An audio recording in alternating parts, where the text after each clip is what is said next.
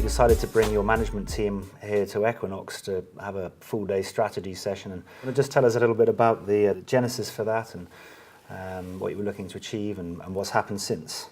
So we needed to reform and reassess and decide, how we were going to take things forward. And it made sense for us to do that. And that was, I guess, the motive. And then what? Then what happened? Because I think that the day as it panned out was quite different to perhaps what you'd initially expected.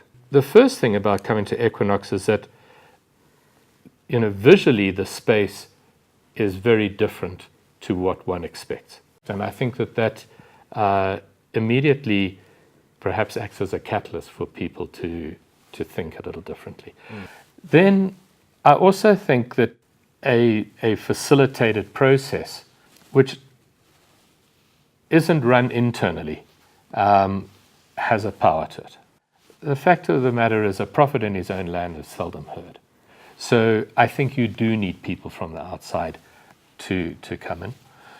And then I think that also a free form, which is rather than having a terribly set agenda, to have an exploration that maybe results in an agenda is quite positive.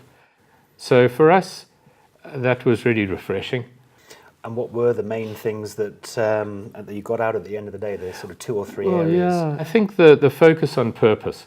For us, that was an important one. And I think that we see our purpose as unleashing human energy. Anything that we do, in actual fact, can and should have that effect. It should unleash human energy. Do you find motivation levels are starting to increase and it's becoming easier to grant autonomy to the teams now that it's clearer for the direction? I see some really encouraging signs.